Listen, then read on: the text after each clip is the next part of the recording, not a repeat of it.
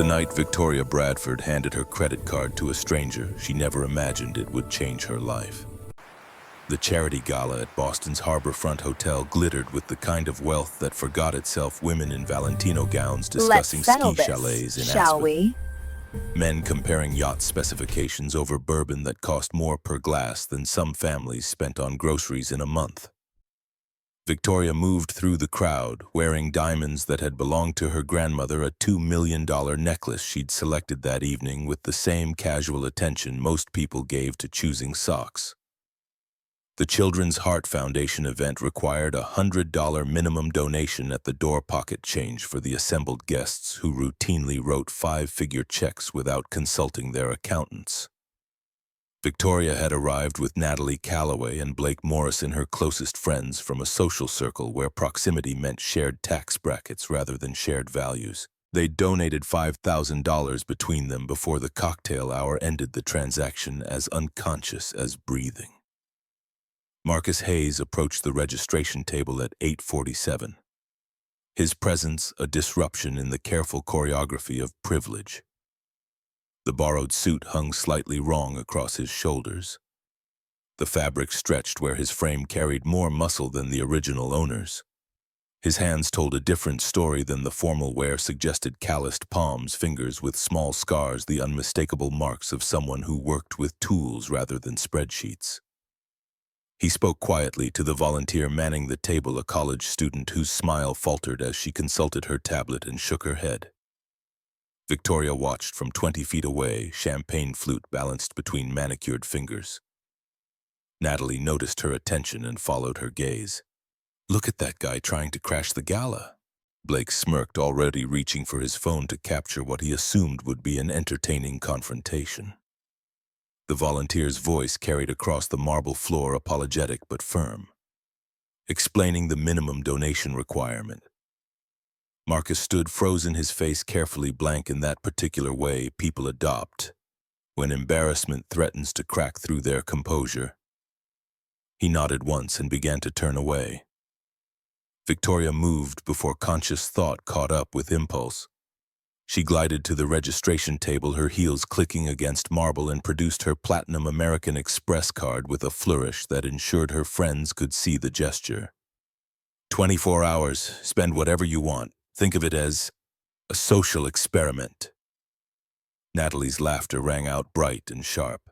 Someone behind them made a comment about Pretty Woman in reverse, and the small cluster of observers chuckled at the reference.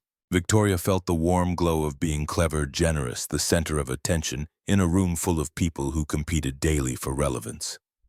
She extended the card toward Marcus, who looked at her with an expression she couldn't quite read: assessment. Recognition of something she didn't understand. Then a careful emptiness that settled over his features like a mask. He took the card without speaking, without gratitude, without even meeting her eyes directly. One nod, economical and final, and then he walked toward the exit.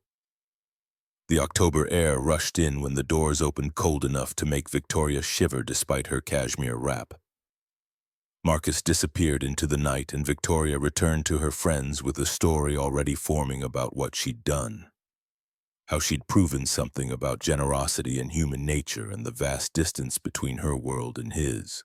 3 hours later, while Victoria slept in her $15,000 a month apartment overlooking the Charles River, Marcus Hayes sat at a kitchen table 23 miles east and processed a payment that would have been incomprehensible to her in its necessity. Boston Children's Hospital's online portal accepted the transaction at 2:43 in the morning, $47,322. Payment in full. The apartment building in Dorchester had been modest middle-class housing in 1968 when it was built. By the time Marcus moved in 5 years ago, it had declined into the kind of neglected rental property where elevators stayed broken for months and fluorescent lights flickered in hallways that smelled of old cooking grease and accumulated disappointments. He climbed to the third floor, quietly careful not to wake Mrs. Patricia Sullivan next door. She worked night shifts as an emergency room nurse at Mass General, her schedule a brutal rotation that required sleep during daylight hours. Marcus had learned to move through the building like a ghost, minimizing his impact on other people's fragile rest. Inside his apartment, the living room doubled as his bedroom. A mattress on the floor near the window, blankets folded with military precision each morning. The kitchen was barely large enough for one person to stand comfortably, with a refrigerator that ran loud and a stove where only 3 burners worked. The bathroom had unreliable hot water, a problem the landlord kept promising to fix and never did. But the second bedroom, the only real bedroom, belonged to Rosalie, and Marcus had made sure it was as comfortable as his limited resources allowed. He pushed open her door carefully, letting the hall light spill across drawings taped to the walls. Rosie, at 8 years old, was small for her age, her body carrying the particular fragility of a child who'd learned early that physical exertion had consequences. She slept with the stillness of someone who'd been taught not to toss and turn, not to spike her heart rate even in dreams. Her red hair spread across the pillow, copper curls inherited from her mother. Freckles scattered across her nose and cheeks, a constellation Marcus sometimes counted, when worry kept him awake, and watching her breathe became the only meditation that worked. The nightlight cast shadows that made the room feel larger than its actual dimensions. Rosie had drawn pictures of elephants and hearts of herself holding her father's hand, of a woman with red hair who existed now only in photographs and memories. Kate had died 5 years ago on an operating table, her heart giving out during a surgery that was supposed to fix the same ventricular septal defect their daughter had inherited. The genetic lottery had dealt them matching defects, mother and daughter connected by the same flaw in the walls between their ventricles. Kate had survived 31 years before the defect became critical. Rosie was 8, and already she'd outlived the timeline doctors had once predicted. Marcus stood in the doorway, counting his daughter's breaths, the habit so ingrained he could do it without conscious thought. 17 breaths per minute, steady and even. Her oxygen saturation was probably good. No signs of the arrhythmia that sometimes made her dizzy. He pulled the door nearly closed and returned to the kitchen, where evidence of their financial reality spread across the cheap laminate table like an accusation. Boston Children's Hospital billing statements formed the largest pile. $47,322 for cardiac catheterization procedures. Ventricular septal defect. Monitoring specialist consultations, medications that cost more than groceries. The bills had arrived in waves over the past 3 years, each one adding weight to a debt Marcus had no way to carry. Collection agencies called at dinner time with voices trained to sound simultaneously sympathetic and threatening. They offered payment plans he couldn't afford, reduced settlements that still required thousands he didn't have, consequences that ranged from damaged credit to legal action. Next to the medical bills sat an eviction notice. 3 months of back rent plus late fees totaled $4,850. The property management company had filed paperwork. Marcus had 7 days to vacate or face forcible removal. 7 days to find a new apartment that would accept someone with ruined credit, no savings, and a child with expensive medical needs. 7 days to figure out how to keep Rosie stable during the stress of moving, how to ensure her medications didn't run out during the transition, how to maintain any semblance of the routine she needed to stay healthy. The electric company had sent a final notice, $580 past due, with a disconnection date scheduled for the following week. Marcus had called them twice, explaining his situation, asking for more time, offering to pay partial amounts. The customer service representatives followed their scripts with the mechanical sympathy of people who heard desperate stories all day and had no authority to deviate from policy. Pay the full amount or lose electricity. Those were the options. Credit card statements showed maxed balances from the year Kate died, when Marcus had charged groceries and rent and funeral expenses because his paycheck as a construction foreman hadn't stretched far enough to cover the catastrophic expenses of losing a spouse while raising a medically fragile 3-year-old alone. He'd made minimum payments for 2 years before defaulting entirely. The interest had compounded into numbers that felt like fiction debts that would outlive him if he never addressed them. Prescription medication costs appeared on a pharmacy statement. $240 monthly for Rosie's cardiac medications. Digoxin to control her heart rate and Alapril to reduce the strain on her ventricles, aspirin to prevent clots. Missing even a few doses could trigger the arrhythmia that sent her heart racing too fast or too slow, that made her dizzy and pale, that required emergency room visits and all the cascading costs that followed. Marcus picked up Victoria's platinum card, turning it over in his hands. The weight of it suggested quality, the kind of object designed for people who never checked balances or worried about declined transactions. She'd expected him to waste it to confirm every assumption she held about poor people and self-control. She'd wanted proof that poverty stemmed from character defects rather than circumstances. She'd turned his desperation into entertainment for her friends, a story she'd tell at future parties about the man who couldn't resist the temptation of unlimited spending. He could buy Rosie the stuffed purple elephant she'd admired in the bodega window last week. $12, a luxury and indulgence, something beyond survival. She'd been so careful not to ask for it directly, just commenting on how soft it looked, how purple was her favorite color. Marcus had felt the familiar weight of inadequacy settle heavier on his chest, the knowledge that he couldn't provide his daughter with even the smallest joys without calculating whether that $12 meant choosing between electricity and medicine later. But this wasn't his money. It wasn't money at all, not in any meaningful sense. It was a test, a trap, a rich woman's cruel joke wrapped in the appearance of generosity. Using it for Rosie's medical bills felt justified because medical debt was systemic cruelty. Because no child should be denied care due to cost, because the bills represented genuine needs rather than wants. The rent and utilities fell into the same category. Survival, not luxury. The minimum required to keep his daughter alive and housed and safe. Marcus opened his laptop, a 6-year-old machine that took several minutes to boot up. He navigated to Boston Children's Hospital billing portal and logged into the account he'd been avoiding for months. The balance appeared in red numbers that might as well have been a prison sentence. $47,322. He entered Victoria's credit card information with hands that wanted to shake but didn't. His finger hovered over the submit button. The decision crystallized with sudden clarity. She wanted to prove something about people like him. He wanted to prove something too. That money wasn't the measure of a person's worth. That how someone spent mattered more than how much they had. That being poor didn't mean being foolish or greedy or less than human. That he could be handed unlimited resources and still choose only what he genuinely needed. He clicked submit and watched the screen process the transaction. Confirmation appeared, payment accepted, account balance 0. Marcus stared at the words until they stopped feeling real, until the magnitude of what he'd just done settled into his bones.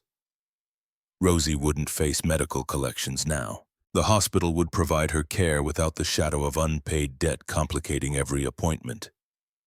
One catastrophic weight lifted, even if temporary, even if he still owed Victoria eventually. He paid the back rent next. $4,850 to the property management company's online portal. Then the electric company. $580 to keep the lights on the refrigerator running, the space heater functioning during winter nights. The pharmacy's prescription copays. $127 to ensure Rosie's medications didn't run out. Finally, a grocery store payment card. $180 for eggs, bread, milk, chicken, vegetables. Food for the week, maybe 2 if he stretched it carefully. Marcus fell asleep at the kitchen table sometime after 4 in the morning, his head resting on his folded arms. When Rosie found him at 7, she touched his shoulder with the gentle concern of a child who'd learned to monitor her father's well-being as carefully as he monitored hers. "Daddy, you forgot to sleep in your bed." He lifted his head, neck stiff, the kitchen light harsh after hours of darkness. "I know, sweetheart. I was doing some work." She climbed onto his lap carefully, never exerting herself too much. The doctors had explained that her heart condition required constant monitoring, that stress could trigger complications, that she needed to avoid activities that spiked her heart rate. At 8 years old, she moved through the world like a cautious ghost, always aware of her own fragility. Is it about the hospital letters? Marcus hesitated. He'd tried to shield her from the financial reality, but children noticed more than adults gave them credit for. She'd overheard phone calls with collection agencies, seen him sort through bills with the expression of someone drowning in increments. Not anymore. He meant it. Whatever consequences came from using Victoria's card, Rosie's medical debt was resolved. He made breakfast with what remained in the refrigerator: eggs, scrambled with the last of the butter toast from a loaf nearing its expiration date. While she ate, he looked at the credit card still sitting on the table. 24 hours. Victoria had given him 24 hours, probably expecting him to spend it all in the first few hours on frivolous purchases she could point to later. Instead, he'd used exactly what he needed and nothing more. The discipline of poverty had taught him to see money as a tool for survival rather than pleasure. Every dollar carried weight, every purchase had consequences. He wouldn't waste this opportunity on things he didn't need. Pride was a luxury too, and he didn't have room for it. Victoria Bradford woke at 7:15 with a champagne headache and the vague memory of having done something clever the night before. Her bedroom overlooked the Charles River, floor-to-ceiling windows framing a view that cost more monthly than most families earned in a year. She reached for her phone out of habit, scanning notifications, with the expectation of social media updates and calendar reminders.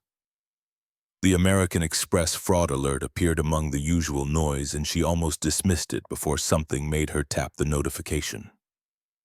Boston Children's Hospital, $47,322. Victoria sat up in bed, suddenly alert despite the headache.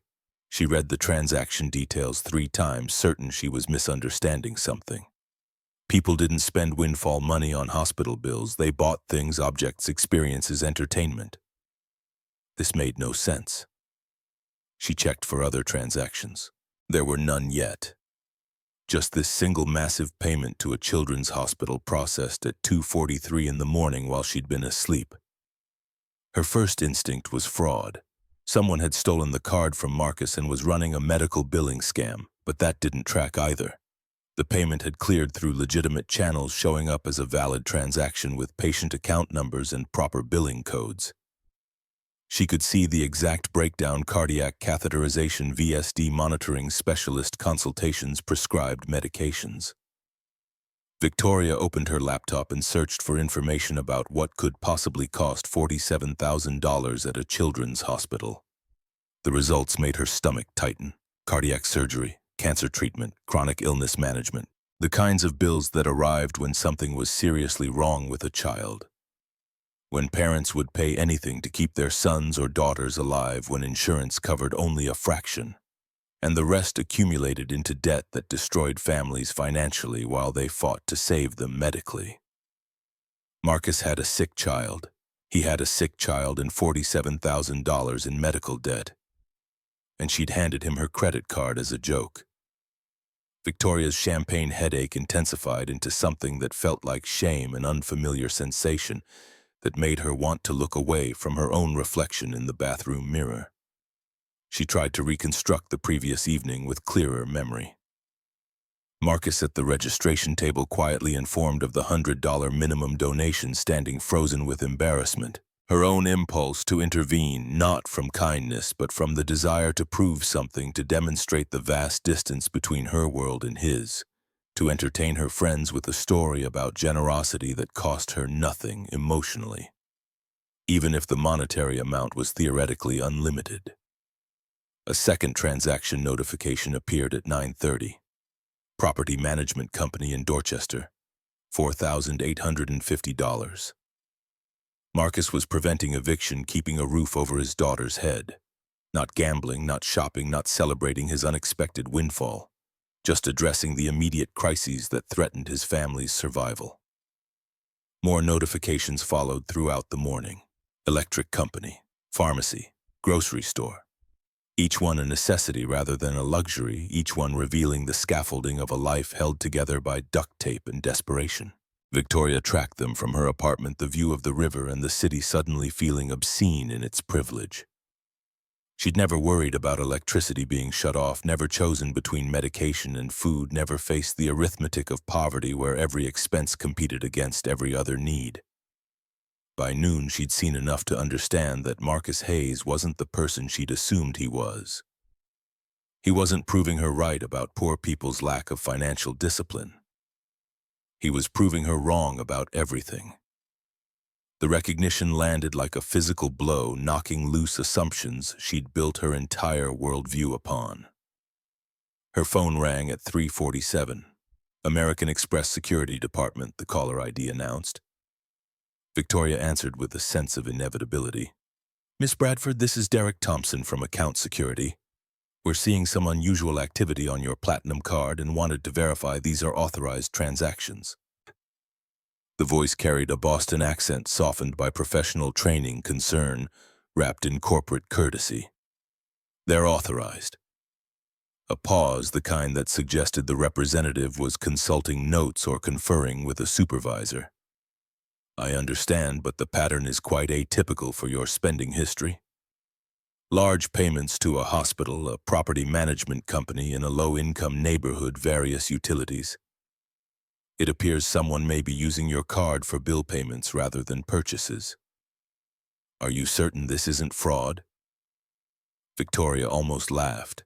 The bank was confused because the transactions didn't match their algorithms for either legitimate spending or typical fraud. Marcus wasn't behaving like a thief or a consumer. He was behaving like someone desperately trying to keep his family alive, and the financial system had no category for that kind of transaction. "I gave the card to someone. Voluntarily. It's complicated." The pause stretched longer this time, laden with judgment she could feel through the phone connection. "You gave your Platinum card to someone else to use." Victoria's face heated despite being alone in her apartment, embarrassment finally catching up with her actions from the night before. 24 hours, as a sort of experiment. Derek Thompson's silence communicated volumes about what he thought of that experiment. When he spoke again, his tone had shifted from concern to barely concealed disapproval. "I see. Well, the transactions are authorized then, but I should mention that the spending has exceeded your typical monthly amount by a significant margin. Would you like me to place a limit or flag further purchases?" "No, let it continue." After the call ended, Victoria sat on her designer furniture in her expensive apartment and felt the full weight of what she'd done. She'd turned a desperate father into entertainment for a party. She'd risked a child's welfare for a story she could tell her friends. She'd assumed poverty indicated moral failure rather than systemic cruelty. The next hour passed in a strange fugue state where she researched Marcus Hayes online, finding fragments of a life that had once been stable before tragedy derailed it. His LinkedIn profile ended abruptly 5 years ago. Construction foreman at Sullivan & Associates, 15 years of experience, licensed general contractor. The profile included a photo of a younger Marcus smiling at a job site surrounded by workers who looked at him with the kind of respect that indicated leadership rather than just authority. What had happened 5 years ago to end that career, Victoria could guess now, having seen the medical bills and done the math. A child's illness or a spouse's death or both. The kind of catastrophic events that destroyed middle-class stability and sent families sliding into poverty despite education and work ethic, and all the things people like Victoria believed should protect against financial ruin. She called a number she'd obtained through means she preferred not to examine too closely, leveraging connections in the hospital's development office to access patient billing information. The ethics of this barely registered against her need to understand what she'd stepped into. Marcus answered on the third ring, his voice neutral and careful. "This is Marcus Hayes. It's Victoria Bradford from the gala last night." Silence long enough that she wondered if he'd hung up. "I know who you are. The bank called. They flagged the transactions as unusual. I can explain what you've spent." His interruption was calm but firm. "I have receipts for everything. Hospital rent, utilities, prescriptions, groceries. I can document every dollar." Victoria realized he thought she was calling to accuse him of theft or excess, that he'd already prepared a defense against charges she hadn't planned to make. "That's not why I'm calling." "Then why?" She didn't have a good answer. To assuage her guilt, to understand him, to confirm that her assumptions had been wrong, Victoria settled for a truth that felt inadequate but honest. "I expected you to spend it differently." Marcus's response came without anger, just a flat acknowledgement of reality. "I know what you expected. You expected me to buy something stupid, something you could point to as proof that people like me can't handle money." Victoria tried to form a denial, but the words wouldn't come, because he was exactly right. That had been her expectation, her intention, the entire purpose of her cruel generosity. "I used it where it was needed. For my daughter. For keeping us housed and fed and alive. That's what money is for, from where I stand. I don't know what it's for from where you stand. But that's not my problem." He said it like describing the weather, stating facts without emotional investment. Victoria found his lack of resentment almost more damaging than anger would have been.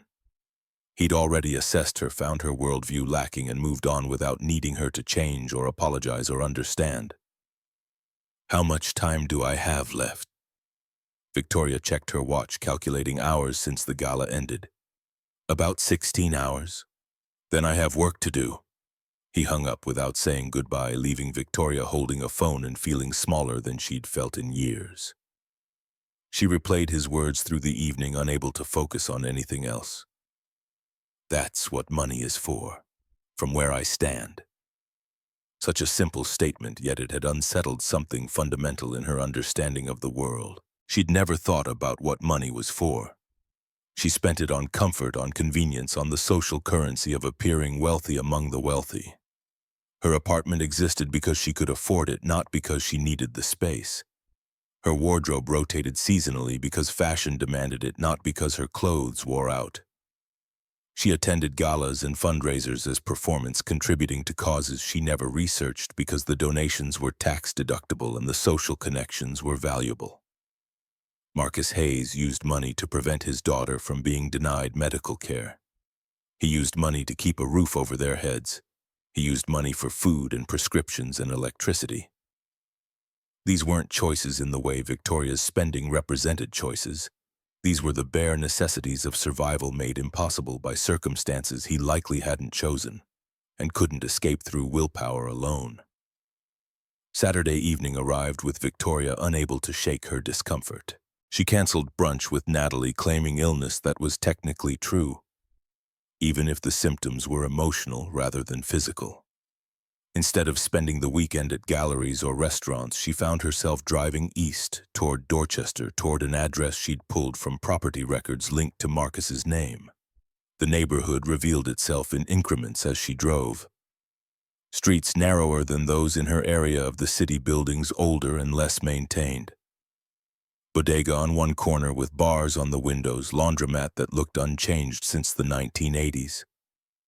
Children playing on a concrete patch that served as a playground.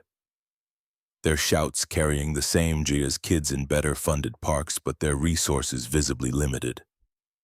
Marcus's building was a 3-story walk-up from the 1960s brick facade that needed pointing front steps with cracks that probably became treacherous in winter ice.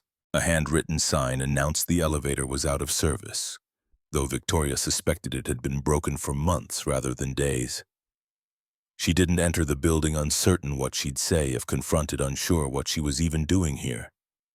Beyond needing to see the reality behind the transactions she'd been tracking all day. She walked along the sidewalk, slowly conscious of how her Mercedes stood out among the aging sedans and practical vehicles that lined the street. The air smelled different here, cooking spices and exhaust fumes, and something she couldn't identify, the particular scent of a neighborhood where people lived tightly packed and resources were stretched thin. Movement near the building's entrance caught her attention. Marcus emerged from the front door holding the hand of a small girl with red hair that caught the late afternoon light. She was tiny for 8 years old, moving with a careful quality that suggested she'd been taught to monitor her own body's limits. They walked slowly, Marcus's attention entirely focused on whatever she was telling him. his expression soft in a way Victoria hadn't seen at the gala. At the corner bodega, the girl pointed at something in the window. Marcus knelt to her level, speaking too quietly for Victoria to hear from her position half a block away. The girl looked at the window display, a stuffed purple elephant. Victoria realized the kind of cheap toy that probably cost $12 then back at her father. She nodded at whatever he said, and they continued walking without entering the store. Victoria watched them disappear around the corner and felt something crack open in her chest. No drama, no crisis, just ordinary life. Ordinary love, ordinary struggle, ordinary connection between a father and daughter who had only each other. Marcus had just declined to buy his daughter a $12 toy, the same amount Victoria spent on a single coffee at the cafe near her office. She drove home in silence, the Mercedes's luxury feeling obscene in ways it never had before. The leather seats, the sound system, the climate control, all of it suddenly highlighted the vast distance between her world and Marcus's, a distance measured not in miles but in casual assumptions about what constituted necessity versus luxury. Sunday morning arrived exactly 24 hours after Victoria had handed Marcus her credit card. She'd left instructions with her building's front desk, expecting him to try returning it during a staff shift change, when he might avoid unwanted attention. The doorman called up at 11:30 to announce a visitor, and Victoria said to send him up, ignoring the subtle surprise in the doorman's voice at her willingness to receive someone who clearly didn't belong in the building's usual clientele. Marcus stood just inside her apartment threshold when she opened the door, refusing to track his work boots across her pristine floors. He wore the same clothes from the gala, minus the borrowed jacket, worn jeans, flannel shirt, boots with scuff marks that spoke to years of hard use. He carried a manila folder in one hand and her platinum card in the other. Everything's documented, every transaction, every receipt. You can see exactly where it went. Victoria took the folder but didn't open it immediately. She was looking at him differently than she had at the gala. Her earlier amusement replaced by something more uncertain and uncomfortable. How much is left on the card? I don't know. I didn't check the limit. On what I spent, here's the total. He'd written a number on the folder's exterior. Hospital rent, utilities, prescriptions, groceries. Everything itemized, everything accounted for. The total was substantial, but nowhere near what an unlimited credit card could have purchased. Victoria felt the weight of his restraint, the discipline it must have taken to stop at necessity when he could have justified so much more. You didn't spend anything on yourself. Marcus's expression suggested he found the distinction meaningless. I spent it on my family, that's the same thing. I meant you didn't buy anything just because you wanted it. No luxuries, no treats, nothing frivolous. He almost laughed, a sound without humor. When was the last time you worried about whether your kid would have a place to sleep next month? When was the last time you chose between medication and groceries? Frivolous isn't something I have room for. He wasn't saying it to wound her, wasn't trying to make her feel guilty. He was genuinely asking, trying to bridge the gap between their experiences with questions that had no good answers because Victoria had never faced those choices and never would. Thank you for what you did. You probably meant it as a joke, and I don't care. You gave me a chance to take care of my daughter, and I used it. He turned toward the door, clearly considering the transaction complete. Victoria's voice stopped him before he reached the threshold. Wait, I want to know something. At the gala, when I offered you the card, what did you think? Marcus considered the question, his expression suggesting he was deciding how much truth to share. I thought you were trying to humiliate me. I thought you wanted a story to tell your friends about the poor man who couldn't control himself around money. I thought about refusing. Why didn't you? Because my daughter needed heart surgery follow-up I couldn't afford, because we were about to be evicted, because pride is a luxury too, and I don't have room for that either. He met her eyes directly, and Victoria saw something in his gaze that made her want to look away, not anger, but a clear-eyed assessment that found her lacking. You wanted to prove something about people like me. I wanted to prove something too. That money isn't the measure of a person's worth. that how someone spends matters more than how much they have. That being poor doesn't mean being foolish or greedy or less than human. He paused at the doorway.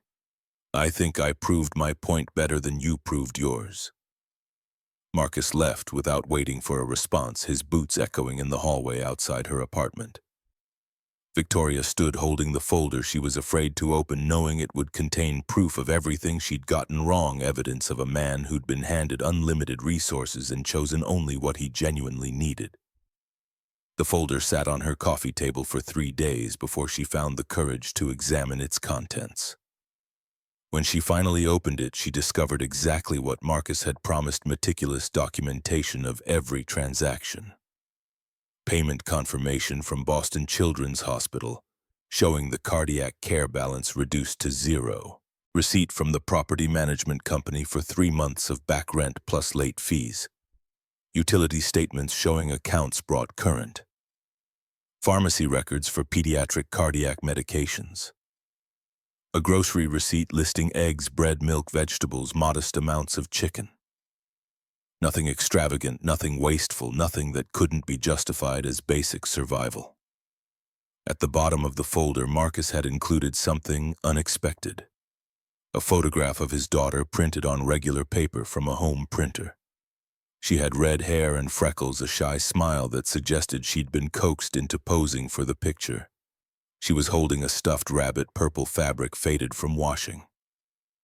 On the back of the photo, Marcus had written in careful handwriting, "Her name is Rosalie. She's 8. Her mother, Kate, died during her own heart surgery when Rosie was 3. Thank you for helping keep her father out of medical debt long enough to watch her grow up. M.H." Victoria stared at the words until they blurred. Rosie's mother had died during her own heart surgery. Not Rosie's surgery. Kate had the same genetic heart defect as their daughter, and she died trying to fix it.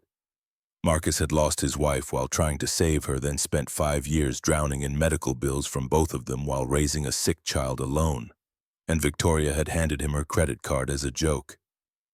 The specific shame of being fundamentally wrong about something important settled into Victoria's bones. She'd laughed with her friends about what frivolous things the poor man would waste money on. She'd expected to feel superior, vindicated in her assumptions about poverty and character. Instead, she felt small, cruel in the careless way of people who'd never needed to consider the weight of their words or the consequences of their entertainment. The joke she'd made at Marcus's expense wasn't funny. It had never been funny. She'd risked a child's welfare for a story, and only Marcus's discipline had prevented disaster. What if he'd been the person she'd expected? What if he'd maxed her card on luxuries? She would have canceled it, probably pressed charges, definitely confirmed every bias she held about poor people and money management. And Rosie would still be facing medical debt and eviction still. One crisis away from catastrophe. Victoria heard her own voice from the gala echoing in memory her description of Marcus's face, her speculation about casinos and bad choices. She saw her friends nodding comfortable in their shared assumptions, never questioning whether their worldview might be incomplete or wrong. She'd been cruel not violently or intentionally, but in the casual way of people who'd never faced consequences for being wrong about the vulnerable. She'd treated a desperate father as entertainment and called it generosity. She'd turned his crisis into a social experiment. She'd assumed poverty indicated character failure rather than circumstance. Every assumption had been wrong. Every judgment unfair, every moment of amusement at his expense now recontextualized as cruelty. She couldn't take back. Victoria understood now that money alone couldn't fix what she'd broken. She could write checks all day and never address the fundamental failure of her own perception. Marcus didn't need her charity. He needed to be seen as what he actually was, a father who'd sacrificed everything for his daughter, who'd been offered unlimited resources and spent them on necessities, who had more financial discipline under pressure than Victoria had ever needed to develop. She began formulating a different approach. Not redemption, not charity, not guilt-driven gestures. Something that recognized Marcus's actual worth rather than trying to assuage her own discomfort. But how to offer that without it feeling like pity, and would Marcus even let her try after what she'd done? The photograph of Rosie stayed on Victoria's coffee table, a reminder of the real person behind the transactions she'd treated as data points in her social experiment. An 8-year-old girl with her mother's red hair and a father who'd proven himself better than Victoria in every way that actually mattered. The weight of that recognition felt like something permanent. A crack in the foundation of Victoria's worldview that couldn't be repaired, only rebuilt from different materials entirely. The week following the credit card incident passed with Victoria trapped in a paralysis she couldn't name. Bradford Properties occupied the 23rd floor of a glass tower in the financial district, and its offices designed to communicate permanence and success through mahogany paneling and original artwork that cost more than most people's houses. Victoria sat at her desk staring at spreadsheets for the West Side Heights project in Roxbury, unable to focus on numbers that should have demanded her attention. The project represented her father's test of her capabilities. Bradford Properties had acquired an abandoned industrial building for conversion into residential units marketed as affordable housing. Though the phrase felt increasingly hollow, the more Victoria examined the economics. The development budget stretched to $12 million with an 18-month timeline, but construction bids were arriving 40% over projections.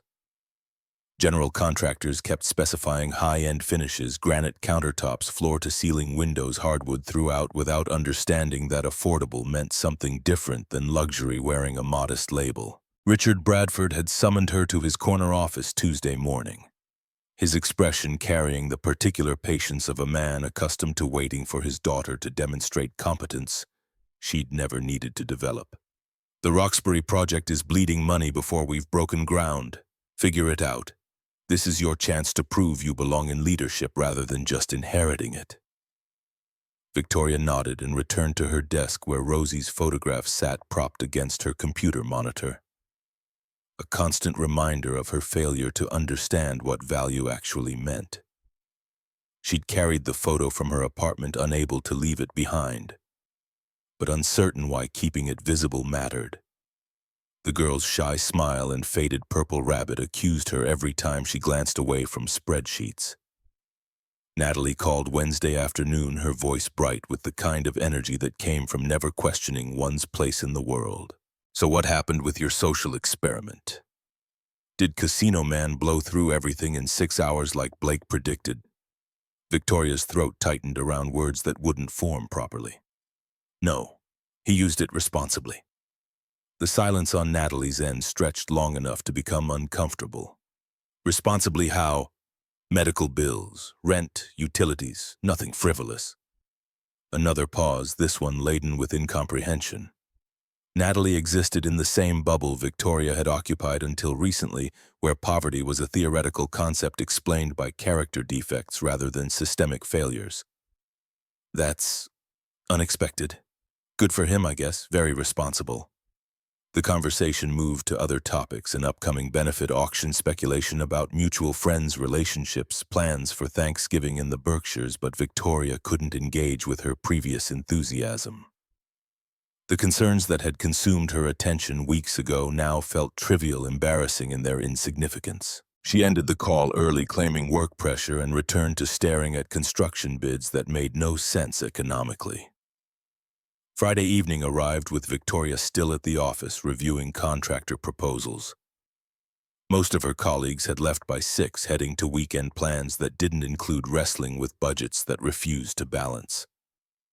She was drafting an email to her Uncle Thomas about cutting scope when her phone rang with a call from the building management office of Riverside Tower, her residential building. "Miss Bradford, we have a situation. Main water pipe burst on floor 12, flooding multiple units, including yours. We've called emergency services but can't reach anyone on a Friday night before a holiday weekend. Water damage is accumulating by the minute." Victoria grabbed her coat and ran for the elevator, the crisis cutting through her week of paralysis with the clarity of immediate necessity. 20 minutes later, she stood in her building's lobby watching residents evacuate apartments with hastily gathered belongings, water stains spreading across the ceiling above the mailboxes. The building manager paced near the front desk phone pressed to his ear, increasingly frantic as each call failed to reach an available emergency contractor. No one's answering. It's the Columbus Day weekend, everyone's gone or charging triple rates and still can't come until Tuesday. Victoria watched water drip through a recessed light fixture and calculated the damage accumulating with each passing minute. 50,000, 75,000, hundreds of thousands in repairs, if the flooding wasn't stopped quickly. Her mind raced through options, none of them good. A figure moved past the lobby windows, pausing when he noticed the commotion inside. Marcus Hayes stood on the sidewalk in his work jacket, tool belt visible at his waist, expression shifting from curiosity to assessment as he pieced together what was happening. He entered the building before Victoria could process the coincidence of his presence. What's going on? The building manager barely glanced at him, too focused on his phone to register help arriving from an unexpected source. Burst pipe flooding 3 apartments. Can't find a plumber until Tuesday. Marcus moved toward the stairs without asking permission. Where's the main shutoff? Which floor is flooding? The manager looked up, finally noticing Marcus's tool belt and the confidence in his bearing. Who are you? Licensed contractor. I can help. Where's your shutoff valve? The manager hesitated, looking to Victoria for guidance. She nodded, understanding in that moment what Marcus was offering and why. Not charity, not obligation, but the simple response of someone who saw a problem he could solve and chose to act. Basement mechanical room. But if you shut off the main, the whole building loses water all weekend. Marcus was already moving toward the basement stairs, Victoria following despite the manager's protests about liability. The mechanical room smelled of rust and mildew, pipes running along walls in configurations that would have been incomprehensible to most people.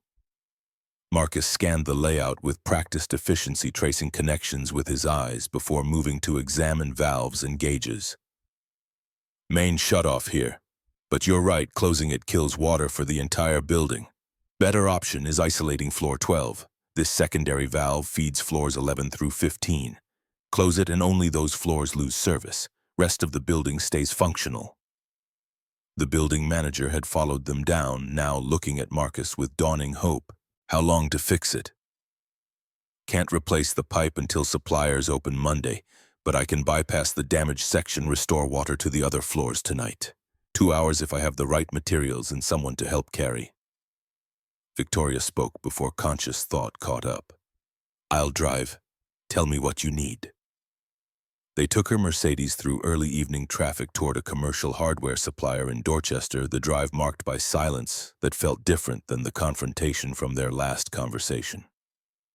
Marcus gave directions in short phrases, his attention seemingly focused on the route, but Victoria caught him glancing at her with an expression she couldn't read. Why did you stop when you saw the building? His answer came slowly, as if he was deciding how much honesty to offer. Because people needed help and I could provide it. You don't owe me anything after what I did. This isn't about you. This is about not letting people suffer when I have skills to prevent it. The words landed with the weight of a distinction. Victoria was learning to recognize the difference between action driven by guilt and action driven by capability. Marcus wasn't helping to make her feel better. He was helping because he could, because someone needed his expertise, because letting a solvable problem remain unsolved violated something fundamental in his character. They drove another 3 blocks before he spoke again. And maybe I wanted to prove something. That I'm not a charity case. I'm a professional with expertise worth paying for. The hardware store occupied a corner lot, fluorescent signs advertising commercial supplies and contractor discounts. Marcus navigated the aisles like someone who'd spent years learning the geography of tools and materials, selecting copper piping and compression fittings with the confidence of deep familiarity. An older man with white hair and an Irish lilt emerged from the back office, his face splitting into a genuine smile when he recognized Marcus. Haven't seen you in months, son. How's that little girl of yours? Frank Donnelly owned the store. That much was clear from the proprietary way he moved through the space and knew the inventory without checking computers. He had the build of someone who'd done physical labor most of his life. Shoulders still broad despite being well into his 60s, hands that looked like they'd held every tool in the store at some point. Rosie's managing. Heart's stable for now. Frank's expression softened with the particular sympathy of someone who'd known tragedy personally. Give her my best. You need help loading all this? Marcus glanced at Victoria, hesitation visible in the set of his shoulders. No, I've got help. Put it on my account. Victoria interjected quietly. Put it on mine. For the building repair. Marcus looked like he wanted to argue, but after a moment he nodded. Frank rang up the purchase while explaining to Victoria that Marcus had done excellent work on his daughter's basement renovation 2 years ago. That everyone in the neighborhood knew Marcus was the guy you called when you needed something done right the first time. The praise made Marcus uncomfortable in a way that suggested he wasn't used to having his competence acknowledged by people outside his immediate circle. The drive back to Riverside Tower filled with conversation that felt different than their previous exchanges. Victoria asked about the materials he'd selected, genuinely curious rather than performing interest. Marcus explained the logic behind each choice: type M copper for residential applications, compression fittings for accessible joints that might need future service, solder for permanent connections. He described his approach with the clarity of someone who'd spent years teaching apprentices, breaking down complex decisions into comprehensible reasoning. Construction is problem-solving in real time. Every building is different. Blueprints are theory. Actual plumbing is reality. You have to adapt to what you find when you open the walls. Victoria found herself engaged in a way her work at Bradford Properties never achieved. Marcus talked about buildings like they were living entities with histories and personalities, structures that communicated their needs to anyone willing to pay attention. His hands moved while he spoke, unconsciously illustrating points with gestures that suggested muscle memory from decades of physical work. Back at the building, Marcus set up a workspace in the mechanical room, while Victoria held flashlights and steadied pipes according to his instructions. He worked with economical precision, no wasted motion, each action purposeful and efficient. The torch flame heated copper until solder flowed into joints through capillary action, creating bonds that would last decades. Victoria watched his hands transform raw materials into functional solutions, the kind of practical competence she'd never needed to develop. Hold this steady while I solder. Don't move until I say. She gripped the pipe section, feeling heat radiate from the copper, conscious of Marcus's proximity as he worked. His focus was absolute attention, narrowed to the task with an intensity that made everything else fade into background noise. This was Marcus in his element, demonstrating expertise that couldn't be faked or purchased or inherited through family connections. 2 hours later, the bypass was complete. Marcus tested the new configuration, slowly turning valves incrementally to avoid pressure spikes. Water flowed through the repaired section without leaks, steady and clean. The building manager tested faucets on floors 13 through 15, confirming restoration of service. Floor 12 remained offline pending full pipe replacement Monday, but the building was functional rather than crippled by emergency. Victoria approached the manager with instructions she delivered in a tone that didn't invite negotiation. Pay him emergency contractor rate, double time for after-hours work. Marcus started to protest, but Victoria overrode him. You saved the building from $50,000 in additional damage. Double time is fair. The manager wrote a check for $840, 2 hours at $420 per hour. Marcus accepted it with visible relief that made Victoria's chest ache with recognition of how significant that amount was to someone living paycheck to paycheck. First legitimate payment he'd probably received in weeks, earned through skill rather than charity, proof of his value in concrete terms that no one could dismiss. He washed soldering flux from his hands at a utility sink, the simple action somehow intimate in its domesticity. Victoria watched him and understood with sudden clarity what he needed: not charity, not guilt money, but legitimate work at fair rates for valuable skills. The recognition felt like a door opening onto possibilities she hadn't considered before. Saturday morning found Victoria composing a text message she revised 7 times before sending. The proposition felt risky, potentially insulting given their history, but the Roxbury project desperately needed someone who understood actual construction economics rather than theoretical budgets. "Can we talk about work, not about the card? I have a project." Marcus's response came 2 hours later, long enough that Victoria assumed he'd declined. When her phone finally chimed, the message was characteristically direct. "Rosie's Diner on Dorchester Ave, 10 a.m. You come to my neighborhood." The diner occupied a corner lot that had probably been a family restaurant since the 1950s. Its red vinyl booths and formica counters unchanged for decades. The Donnelly family ran it, Frank's sister-in-law, and her daughters, all of them carrying the same Irish lilt that made Victoria feel like she'd stepped into a different Boston than the one she usually inhabited. Marcus sat in a booth near the back when she arrived, mug of black coffee already cooling in front of him. Victoria slid into the opposite seat, conscious of how her cashmere sweater and designer jeans stood out among the working-class breakfast crowd. She'd tried to dress down, but her clothes still cost more than anyone else's in the diner, combined privilege written in fibers and stitching, no matter how casual the style. "You came. You asked me to, and I owe you a conversation."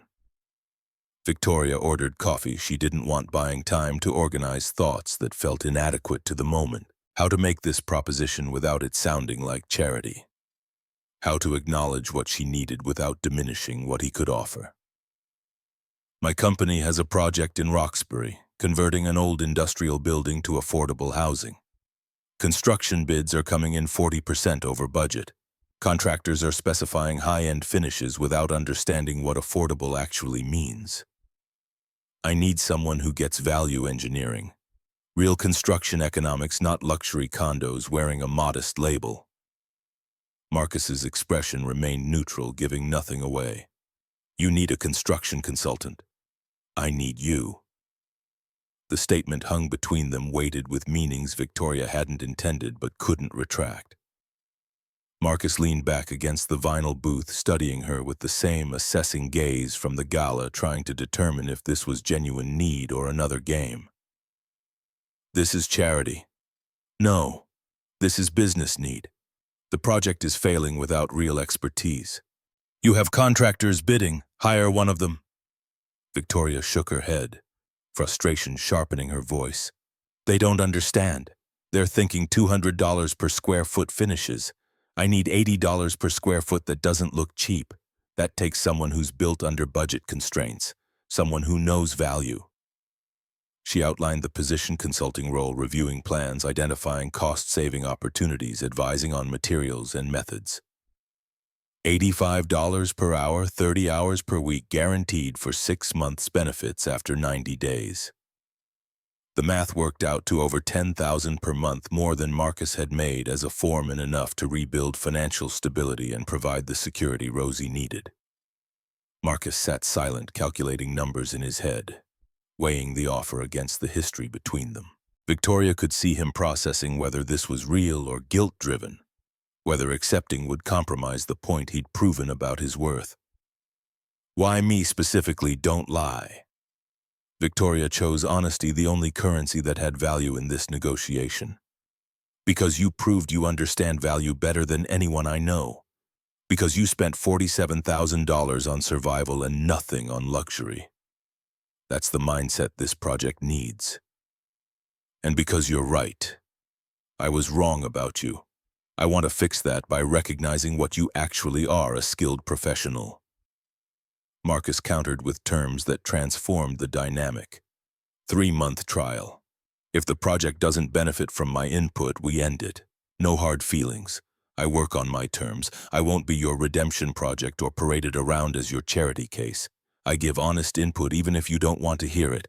And I don't attend galas or social events. This is professional only. Deal. They shook hands across the formica table, the contact brief but significant. Marcus's palm was rough with calluses, his grip firm without being aggressive.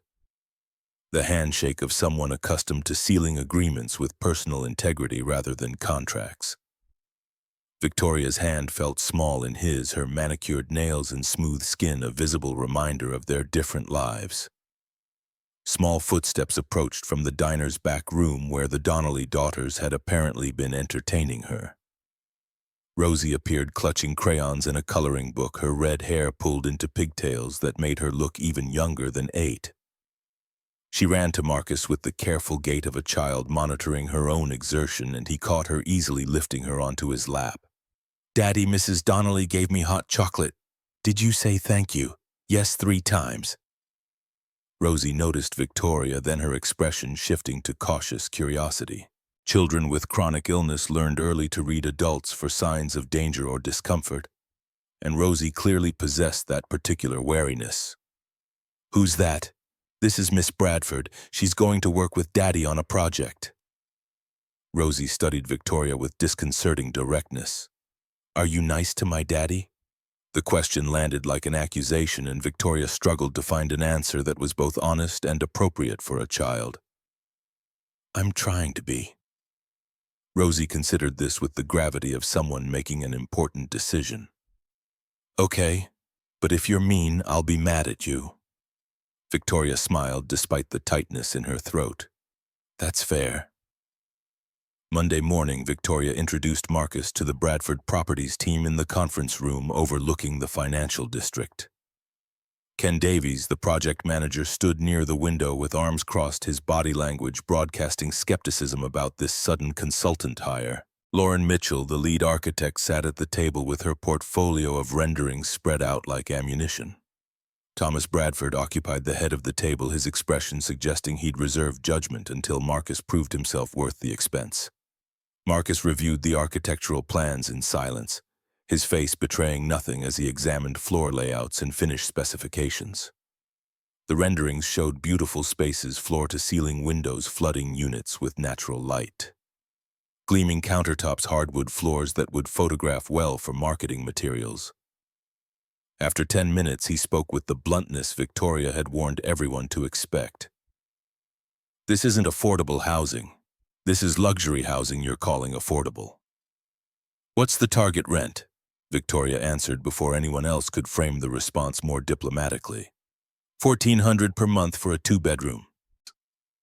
Marcus pulled a contractor's calculator from his jacket and started running numbers, his fingers moving with practiced speed. "At current spec, you'll need $2,200 monthly just to break even. Granite counters, $85 per square foot installed. Laminate, that looks like granite, $35. Floor-to-ceiling windows, custom size, $800 each. Standard windows with extended framing, $250. Hardwood throughout, $12 per square foot. Luxury vinyl plank that mimics hardwood, $4. He looked up from the calculator, meeting Lauren's defensive gaze directly. "You're spending $80,000 per unit on aesthetics that don't add function. Multiply by 40 units, 3.2 million wasted."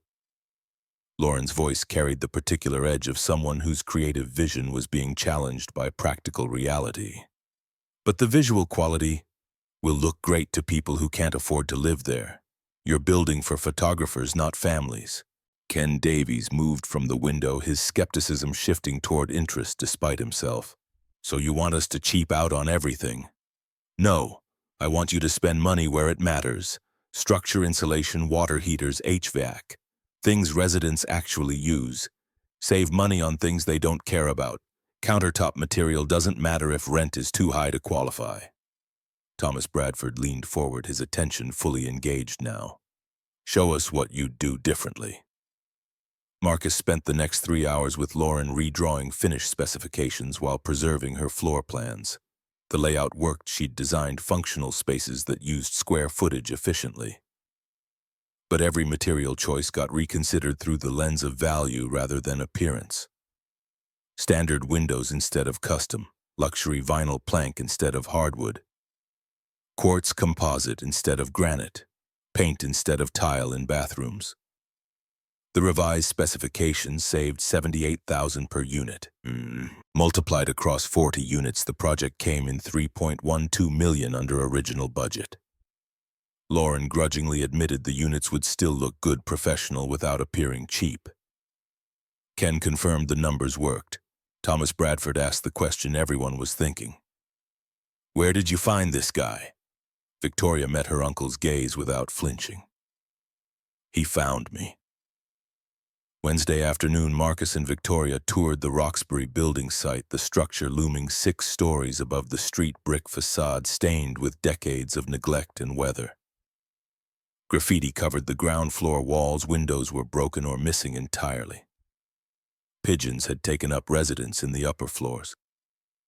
But the bones were solid 1920s construction, meant brick-bearing walls and heavy timber joists built before cost-cutting became standard practice. Marcus moved through the space with reverent attention, testing walls for stability, examining ceiling joists for rot, checking the foundation for settling. His hands touched the building, constantly reading information through tactile feedback in ways Victoria was beginning to understand. Mattered as much as visual inspection. This wall is load-bearing, this one isn't. You can open this space up without compromising structure. See these floor joists? They held industrial equipment. Expose them structural and aesthetic at once. Don't cover them with drop ceilings. Victoria followed him through dusty rooms that smelled of mildew and abandonment, watching him transform empty space into imagined possibility. She'd spent her career looking at buildings as spreadsheets, square footage calculations, rental income projections, return on investment models.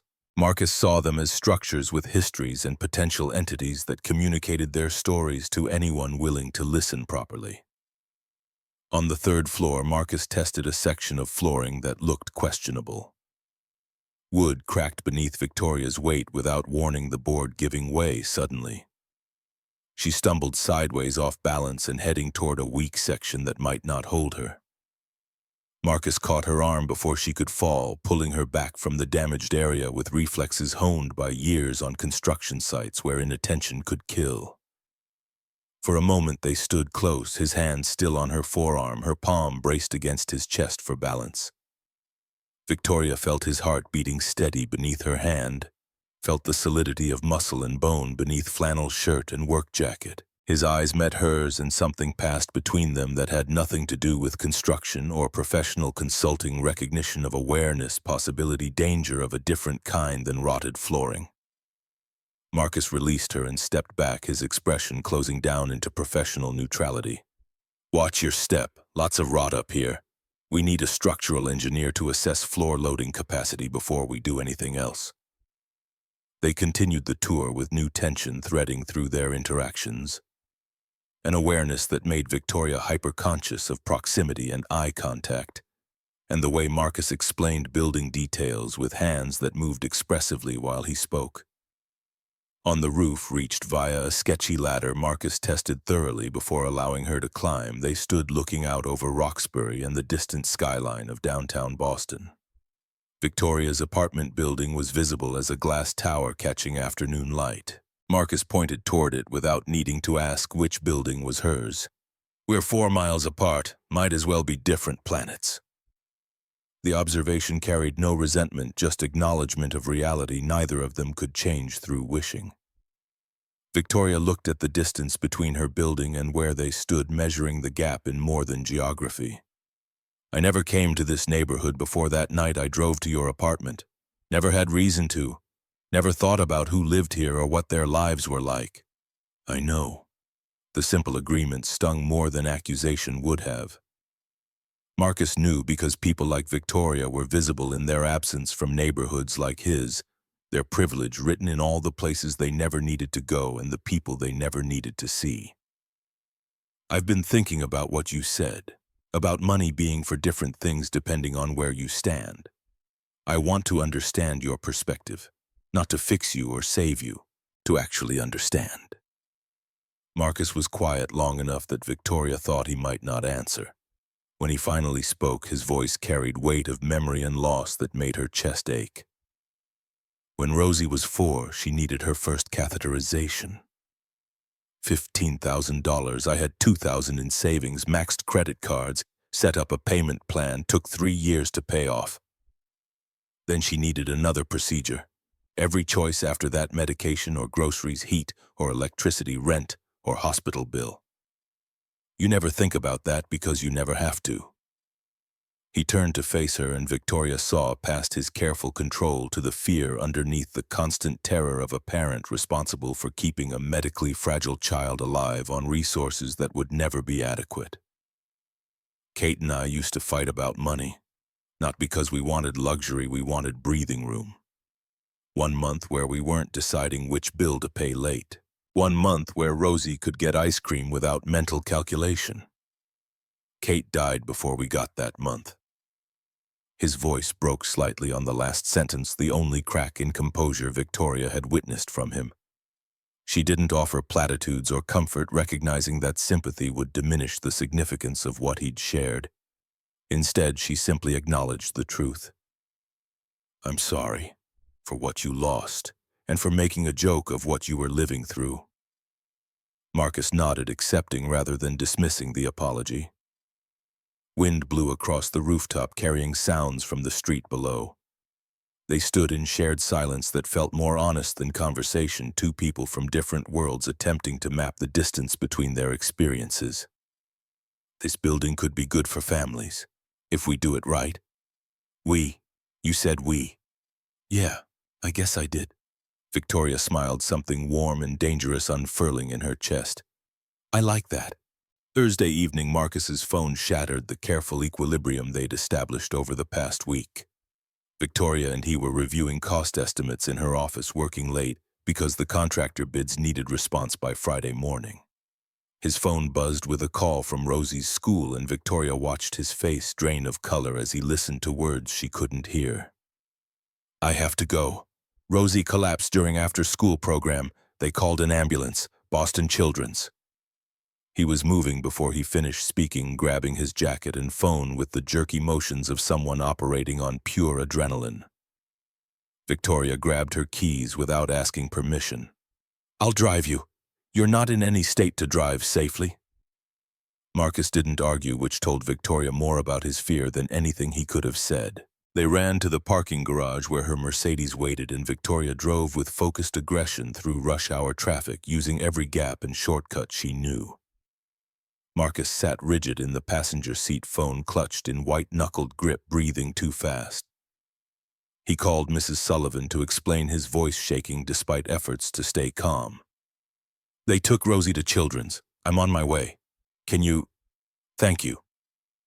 The emergency entrance at Boston Children's Hospital was familiar enough that Marcus navigated without conscious thought, muscle memory from previous crises, guiding him through automatic doors and past the reception desk. A nurse directed them to the cardiac monitoring unit, room 8. Rosie lay in a hospital bed surrounded by machines that beeped and hummed, oxygen cannula in her nose. IV line taped to her small hand. She looked pale and scared, but tried to smile when Marcus rushed through the door. "Daddy, I'm okay. I just got dizzy." Marcus pulled a chair to her bedside, taking her free hand, with a gentleness that contrasted with the panic still visible in his face. Victoria stood near the door, uncertain whether she should leave or stay, unwilling to intrude but unable to walk away. Dr. James Whitaker entered with a tablet showing readouts Victoria couldn't interpret. The cardiologist was in his mid-40s with graying hair and the calm demeanor of someone who delivered serious news regularly enough to have perfected the delivery. "Marcus, good you made it quickly. Rosie experienced an arrhythmia episode. Her VSD is causing irregular heartbeat under stress. Not immediately dangerous, but we need to keep her overnight for monitoring. We may need to adjust her medication dosage, possibly schedule another cardiac catheterization next month to reassess the defect." Marcus's jaw clenched, his next words forced through visible effort to stay controlled. "Another cath. Cost, doctor?" Whitaker's expression showed he'd had this conversation with Marcus before, knew the financial calculations that accompanied every medical recommendation. "Let's focus on Rosie's health first. We'll work out." "That means expensive." The doctor nodded, acknowledging what they both understood. Another procedure meant another $8,000 to $12,000 in bills. Marcus couldn't pay, more debt accumulating on top of what Victoria's credit card had temporarily received. Victoria watched Marcus transform in his daughter's presence, all the guardedness falling away to reveal something tender and fierce. He explained the situation to Rosie in language an 8-year-old could understand, his voice steady despite the fear underneath. Arrhythmia means your heartbeat got confused, like when you're running and you trip. We're staying here tonight so doctors can remind your heart how to beat properly. Will it hurt? No, sweetheart, just boring. You'll sleep and I'll be right here. Rosie's gaze found Victoria still standing near the door. Is she Daddy's friend? Marcus glanced at Victoria, something unreadable in his expression. Yeah, she is. Can she read stories? You're really bad at voices. Marcus almost smiled despite everything. My dragon voice is excellent. It's terrible, Daddy. The simple exchange, the normalcy of a child teasing her father even in a hospital room, made Victoria's throat tight with emotion she couldn't name. She moved to the other side of the bed, accepting the coloring book Rosie offered, and read a story about a brave elephant who wasn't afraid of anything, while Marcus held his daughter's hand and tried to believe that would be true. Hours passed in the strange compression of hospital time, where minutes stretched and compressed unpredictably. Rosie dozed with monitors beeping steady reassurance. Marcus sat rigid in the parent chair, running on adrenaline and fear. At 11 o'clock, a nurse suggested he get coffee from the cafeteria, stretch his legs, take care of himself so he could take care of Rosie. Victoria went with him, neither of them speaking, as they walked to the elevator and descended to the mostly empty cafeteria, where vending machines offered coffee that tasted like burnt regret. They sat at a table near the windows overlooking the city lights, spreading in all directions, each one representing people with their own crises and joys and ordinary struggles. Marcus cradled the coffee cup without drinking, his hands needing something to grip. How often does this happen? Victoria's question came quietly, giving him permission to ignore it if talking was too difficult right now. Every few months. Usually she manages with medication. But stress triggers it. Too much activity, temperature changes, even excitement. She has to live aware every moment of her own mortality at 8 years old. She has to live carefully. She has to live conscious that her body might betray her anytime, that her heart might just stop keeping rhythm, that I can't fix it no matter how much I love her or how hard I work. The words came faster now, fear spilling over the dam of control Marcus had maintained for hours. Worst part is knowing I'm helpless. I can build buildings, repair pipes, solve structural problems, but this, I'm just watching monitors, trusting doctors, hoping medication works. Some days that doesn't feel like enough. Some days I wonder if being here is really everything, or if I'm failing her in ways I can't see. Victoria reached across the table and touched his hand briefly. You're not helpless. You're here. That is everything. She knows you'd do anything for her. Marcus looked at their hands. Victoria's already withdrawn, but the warmth of contact lingering. Something in his expression shifted the guardedness, lowering another increment. I don't hate you, Victoria. I'm angry, I'm hurt. I'm cautious as hell, but I don't hate you. The admission felt significant beyond the words themselves, permission to continue trying, acknowledgement that the space between them might contain possibility, rather than just history and mistakes. Rosie asks about you, wants to know why you stopped coming around after the hospital that night. Victoria's breath caught. What do you tell her? That adults are complicated, that people need space sometimes. She says that's stupid, that if you care about someone, you don't leave. 8-year-old wisdom, usually the most honest kind. They returned to Rosie's room, where she slept peacefully, her small form dwarfed by the hospital bed and medical equipment. Marcus settled back into the parent chair, exhaustion finally catching up with adrenaline. Victoria took the other chair, the plastic kind that turned every position uncomfortable within minutes, and decided to stay, despite Marcus not asking and her having no practical reason to remain. At 3 in the morning, with Rosie's monitors beeping steady and Marcus asleep in his chair, Victoria watched the two of them and understood something fundamental had shifted. She wasn't here out of guilt anymore. She was here because she cared about Rosie, about Marcus, about this family that had taught her what money actually meant and what mattered beyond spreadsheets and social status. The dawn would bring new decisions, more complications, the necessity of defining what existed between them. But for now, in this hospital room with its antiseptic smell and fluorescent lighting, Victoria kept vigil over people who'd become more important than professional obligation could explain. Friday morning arrived with Rosie waking to find Victoria asleep in the visitor chair. Her cashmere sweater creased and her usually perfect hair disheveled from hours in an uncomfortable position. The 8-year-old studied the sleeping woman with the assessing gaze of someone who'd learned early to evaluate whether adults could be trusted. "Daddy, she stayed all night." Marcus lifted his head from where he'd dozed against the bed rail, neck stiff and consciousness returning in stages. He looked at Victoria, then back at his daughter, seeing something in Rosie's expression that made him choose his words carefully. "Yeah, she did."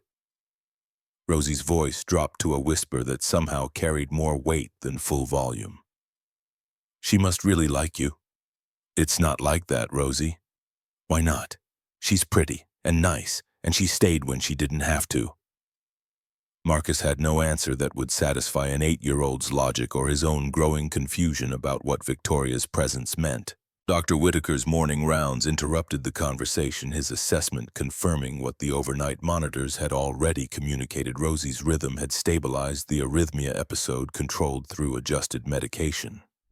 She could be discharged that afternoon with a follow-up catheterization scheduled in 4 weeks. The doctor's words about the upcoming procedure hung in the room like a debt notice. $8,000 to $12,000 depending on complexity, insurance covering only a portion, the rest becoming another weight on Marcus's shoulders.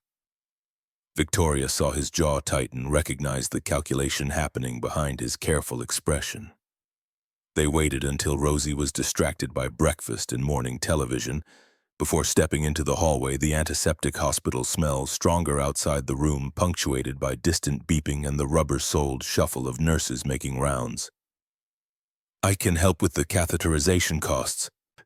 Marcus's response was immediate and absolute. "No. Marcus, we've been here before. I won't take charity from you. Not after everything." Victoria tried another approach, her voice dropping to match his intensity. "You're working for me now. I could advance your pay. I've been working 3 weeks. Haven't earned $12,000 yet. So yes, that's charity. I appreciate the offer, but no. I'll figure it out like I always do." The finality in his tone closed the conversation before Victoria could argue further. They returned to Rosie's room where the girl was explaining to a nurse about her favorite purple elephant at home, the one named Victoria because it was special like Miss Bradford. The nurse smiled and made appropriate sounds of interest, professional kindness that didn't quite reach her eyes in the way genuine engagement would. Marcus handled discharge paperwork with the efficiency of someone who'd navigated hospital bureaucracy too many times, signing forms and scheduling follow-ups while Rosie gathered her belongings. Coloring book, stuffed rabbit, the clothes she'd been wearing when the episode happened. Victoria drove them home to Dorchester, the Friday morning traffic thick with people heading to work who didn't know and wouldn't care about the small crisis that had consumed the last 18 hours. Rosie chattered about missing school, about wanting to show her friends the hospital bracelet, about whether she could have pancakes for lunch. The normalcy of her concerns felt like a gift after the fear of watching monitors all night. Marcus responded with the careful attention of someone grateful his daughter was alive to have ordinary requests. At the apartment building, Victoria waited while Marcus carried Rosie upstairs, unwilling to leave until she knew they were settled. Mrs. Sullivan appeared in the hallway, still in her nursing scrubs, and insisted on watching Rosie so Marcus could get a few hours of real sleep. The older woman's competence and genuine affection for the child were visible in how she ushered Rosie toward her apartment with promises of cartoons and grilled cheese. Marcus returned to find Victoria still in the hallway, exhaustion written in every line of his posture. "Thank you for driving us, for staying at the hospital. You didn't have to do any of it." "I wanted to. That's different than having to." Something passed between them in the narrow hallway with its flickering fluorescent light and cooking smells from neighboring apartments. Acknowledgement of shift, recognition that professional boundaries had blurred into something neither could easily define. Marcus opened his door slightly, a gesture that might have been invitation or dismissal depending on interpretation. I should sleep. Site inspection scheduled Monday morning and I need to be functional. Victoria nodded and left, but driving back to her apartment, she couldn't shake the image of Marcus holding Rosie's hand. Through the night, the fierce protectiveness and helpless fear combining in ways that made her own concerns about budgets and project timelines feel trivial by comparison. Monday morning, the Roxbury site transformed from conceptual drawings into physical reality. Demolition crews had begun removing interior walls marked as non-structural, their work creating dust clouds and the particular cacophony of destruction preceding creation. Marcus moved through the building with a hard hat and clipboard, consulting with the structural engineer about load-bearing walls and joists, making decisions that would determine whether the renovation succeeded or failed in ways invisible to future residents. Victoria visited the site Tuesday afternoon, navigating construction debris in boots she'd purchased specifically for these inspections. Marcus stood on the fourth floor with Ken Davies and the demolition foreman, pointing at exposed brick and explaining why preserving it would add character without adding cost. His authority on site was absolute in ways his authority in the conference room had needed proving. Workers deferred to his judgment, contractors checked specifications with him before proceeding. Even Ken had stopped questioning his recommendations after seeing them consistently improve the project.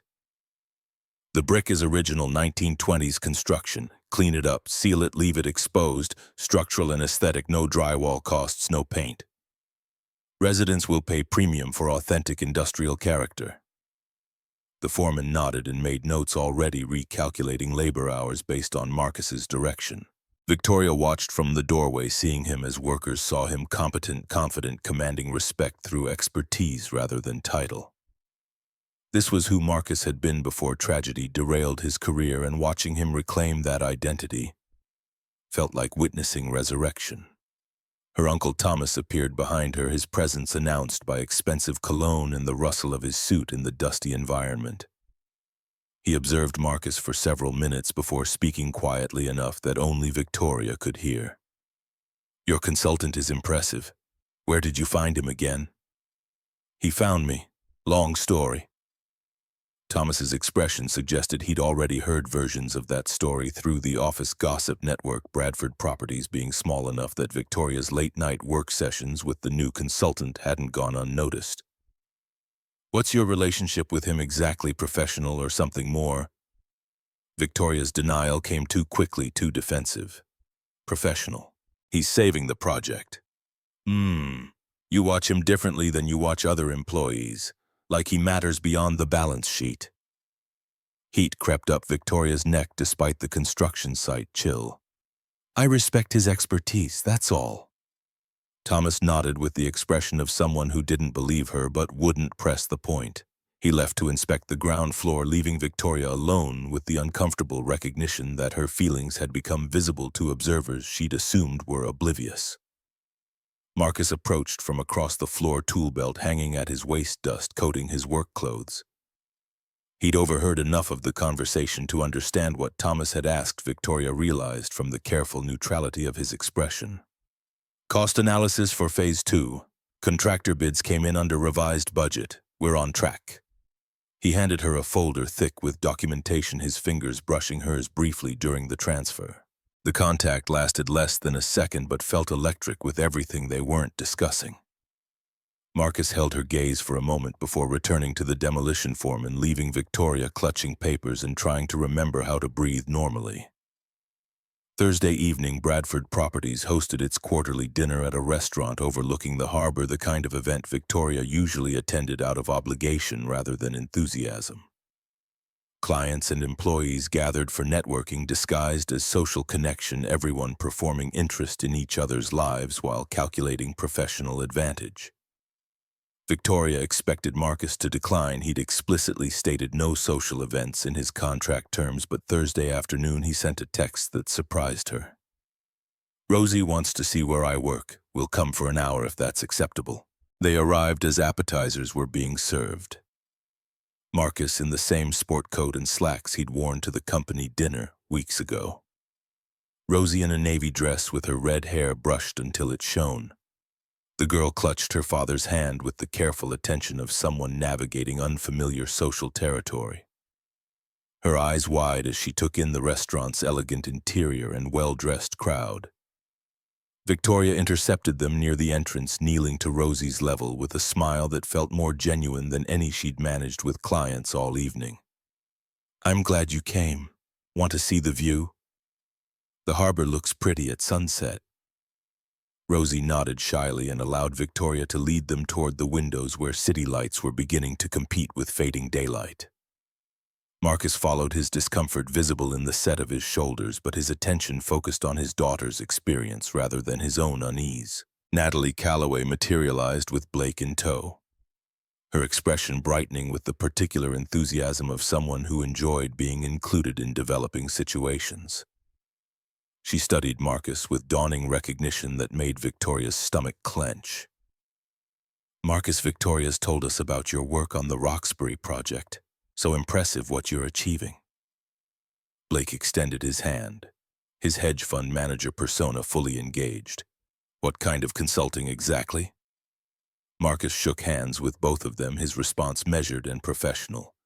"Value engineering for affordable housing, cost reduction without sacrificing quality or function." "Fascinating. Must be challenging in the current construction market." "It is. But that's what makes it worthwhile, creating housing people can actually afford to live in." The conversation continued in that vain surface-level professional, until Rosie tugged on Marcus's sleeve with a whispered request about food. Natalie directed them toward the buffet where the restaurant had set up a children's section with less adventurous options, and Blake drifted toward other conversations, leaving Victoria and Natalie momentarily alone. Natalie's voice dropped to a conspiratorial whisper. "That's him, isn't it? Your credit card guy from the gala." Victoria considered lying but recognized futility. "Yes.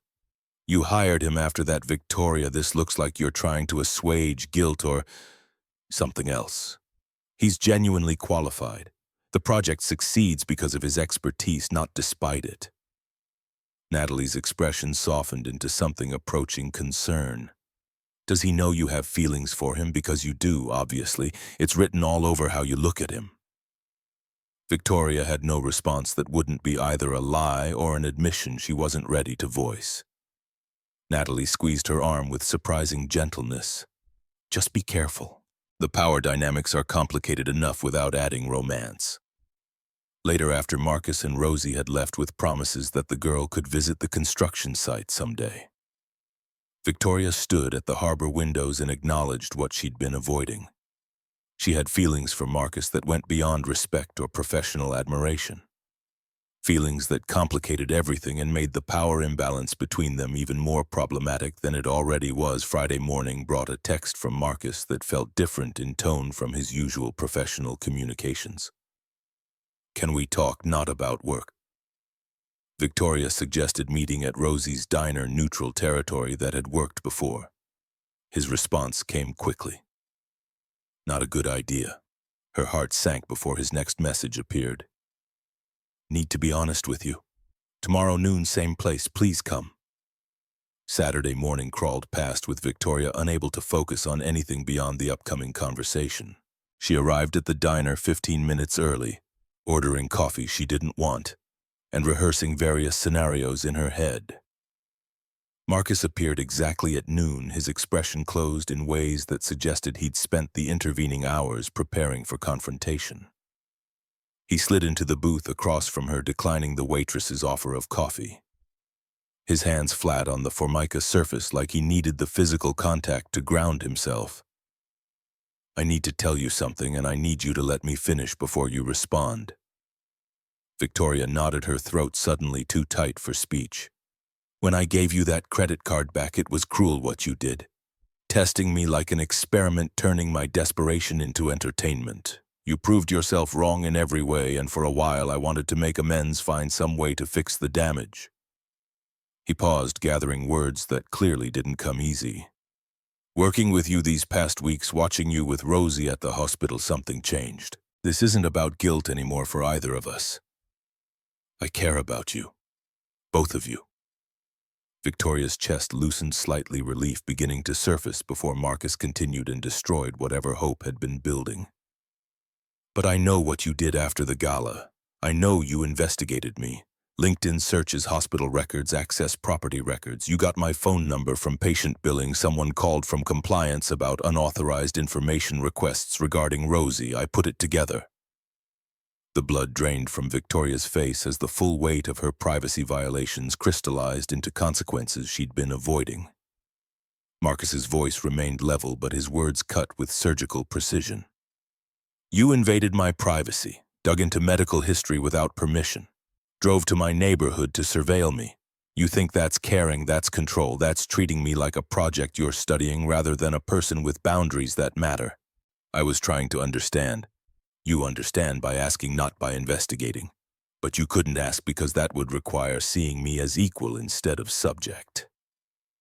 Victoria tried to formulate defense, but every word she considered sounded hollow against the truth of his accusation. She had violated his privacy, had used connections and resources to access information she had no right to possess, had justified it through curiosity she'd labeled as caring. Marcus stood, his decision clearly made before arriving. I'm finishing the Roxbury project because I committed to it. After that, I'm done with Bradford Properties. I can't work for someone who sees me as charity case or therapy assignment or research subject. Thank you for the opportunity, but we're done. He left money for coffee he hadn't drunk and walked out of the diner without waiting for response. Victoria sat alone in the booth, her reflection visible in the window, showing someone who'd systematically destroyed something valuable through the same privilege and entitlement she'd been trying to move beyond. The drive back to her apartment passed in a fog of self-recrimination. Marcus was right about everything, the privacy violations, the control masquerading as concern, the inability to approach him as equal. She'd spent weeks congratulating herself on growth while still operating from the same assumptions that had made the credit card joke seem acceptable. Recognizing her mistake didn't undo the harm, and apologizing wouldn't restore trust she'd systematically undermined. 2 weeks passed, with Marcus continuing project work through email and written reports, avoiding Victoria at site visits by scheduling his inspections for times she wasn't expected. The professional distance felt like physical cold, a reminder of what she'd broken through, carelessness disguised as care. Bradford Properties hummed with speculation about the falling out between Victoria and her consultant, but no one asked directly and she offered no explanations. The Roxbury building progressed toward completion despite the personal wreckage surrounding it. 40 units taking shape according to Marcus's vision of affordable housing that didn't sacrifice dignity for economy. Families had pre-leased most of the apartments based on floor plans and finish samples, proving the market existed for housing designed around actual need rather than luxury cosplay. Victoria's father found her in her office late on a Tuesday evening, the city lights below creating patterns she'd stopped noticing through familiarity. Richard Bradford rarely visited her workspace, preferring to summon people to his domain rather than entering theirs. His presence announced something significant enough to break pattern. You've been distracted for weeks. Want to tell me what's actually going on? Victoria considered deflecting, but recognized her father would see through superficial responses. I hurt someone I care about, someone important, and I don't know how to fix it. Richard pulled up a chair, his expression softening into something approaching paternal concern rather than executive evaluation. The consultant, Marcus. She nodded, not trusting her voice. I've been watching this company for 30 years. I know when someone's falling for someone else. What happened? Victoria explained without minimizing her mistakes, the initial cruelty at the gala, the privacy violations after the pattern of approaching Marcus from positions of power rather than partnership. Richard listened without interrupting, his face revealing nothing until she finished. You can't fix people, Victoria. You can only show them who you are through consistent action. If he's worth having, he's worth waiting for, worth proving yourself to over time. But how? He won't let me near him now. What does he value? Not what you think he should value. What does he actually demonstrate caring about through his choices? Victoria considered the question seriously, reviewing months of observations. Responsibility, fatherhood, integrity, hard work, taking care of Rosie, building things that matter. Then prove you respect those values, not with words or money, but through your own actions and choices. Show him you've learned what he tried to teach you. The advice felt both obvious and impossible, a path forward she couldn't yet see clearly but knew existed somewhere beyond immediate visibility. She thanked her father and returned to staring at city lights, turning his words over in her mind until they began suggesting practical applications. 6 weeks after Marcus had walked out of the diner, the Roxbury project reached completion.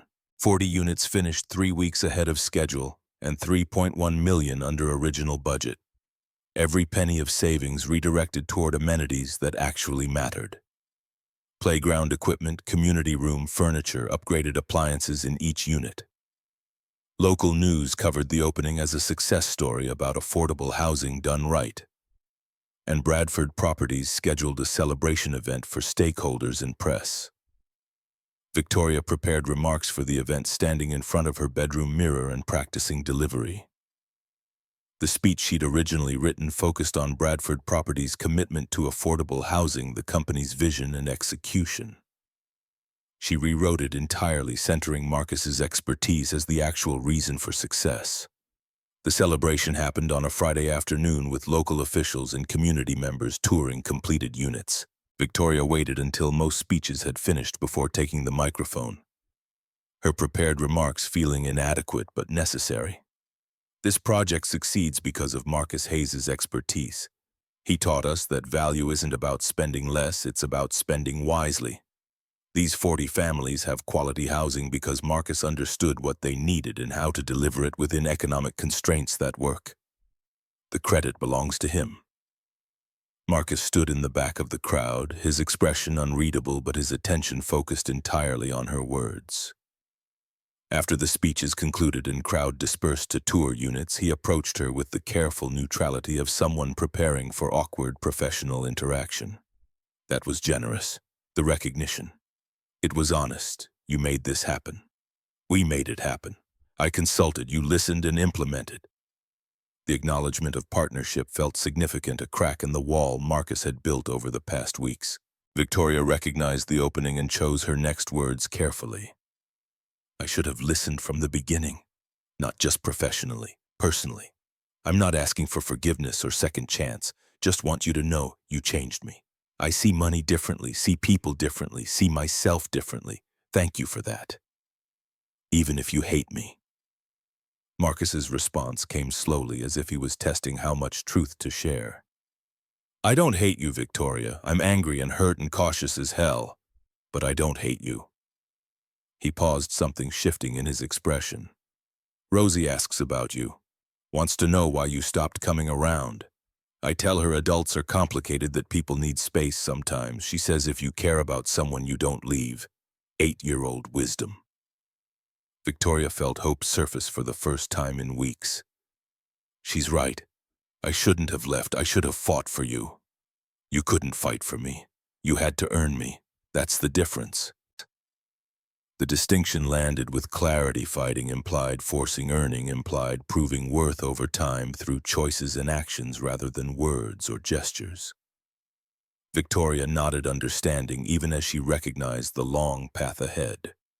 Have I earned you? I don't know yet, but you're closer than you were. Monday afternoon, Victoria's phone rang with Marcus's number, the first time he'd called rather than texted in weeks. His voice carried tension that immediately put her on alert. I need help. Rosie's catheterization is tomorrow. $11,000 out of pocket after insurance. Hospital won't proceed without payment guarantee. I've delayed it twice already. Doctor says we can't wait longer. Victoria's response was immediate and absolute. I'll pay it. I can't let you. Stop. This isn't charity. This is Rosie's health. You can pay me back over time, interest-free payment plan, whatever terms work, but she needs this procedure tomorrow. Silence stretched long enough that Victoria heard Marcus breathing, heard him struggling with pride that had protected him through years of poverty. but might now prevent his daughter from receiving necessary care. I'm asking you, as a friend, not because you owe me, because Rosie needs help and I'm out of options. I'll sign a promissory note whatever you need, but please. His voice broke on the last word, the only crack in composure Victoria had heard from him since the hospital 2 months ago. Done. I'll call the hospital right now. It's handled. Thank you.